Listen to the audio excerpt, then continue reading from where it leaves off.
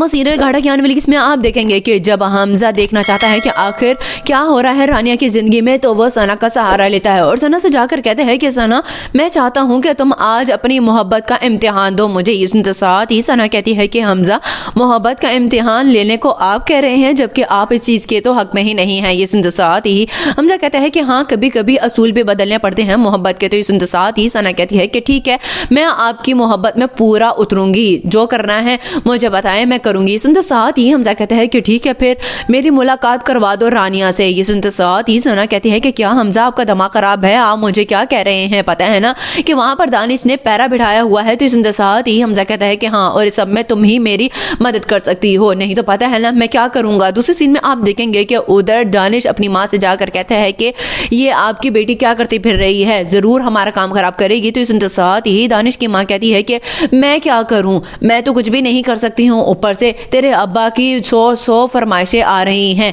बस फालिज क्या पड़ा है उन्हें। सुनते साथ ही दानिश कहता है अच्छा अच्छा, मुझे पता है कि तुम क्या चाह रही हो, रख दूंगा उनके लिए नर्स जो उन्हें देखती रहे। ये सुनते साथ ही दानिश की माँ दानिश से कहती है कि वाह, कितनी अच्छी बात की है, और एक और काम कर दे, हमें भी उसी घर में ले जा। तो ये सुनते साथ ही दानिश कहता है कि बस अब तुम अपनी चादर से पाँव बाहर निकाल रही हो, मैं ये सब कुछ नहीं करूंगा, मैं वहां पर आराम से रहूंगा, बस तुम अपनी बेटी को संभाल कर रखो। लास्ट सीन में आप देखेंगे कि जब हमजा का बाप हमजा की माँ से कहता है कि मुझे लगता है कि अब हालात बहुत ही ज़्यादा गंभीर हो रहे हैं, कोई ना कोई कदम उठाना होगा। तो सुनते साथ ही हमजा की माँ कहती है कि हाँ, बस एक ही हल है कि हम इस घर को बेचते हैं, यहाँ से चले जाती हैं ताकि हमजा दूर हो जाए रानिया से। ये सुनते साथ ही हमजा का बाप हमजा की माँ से कहता है कि ये सब कुछ करना बहुत ही ज़्यादा मुश्किल हो जाएगा, और ये भी हो सकता है कि जो कुछ हमजा कह रहा है वो सच ही हो। ये सुनते साथ ही हमजा की माँ कहती है कि हाँ, बस आपको अपने बेटे की ही पड़ी हुई है, ऐसा लगता है कि जैसे आपको तो मेरी इज्जत और मेरी फिक्र है ही नहीं।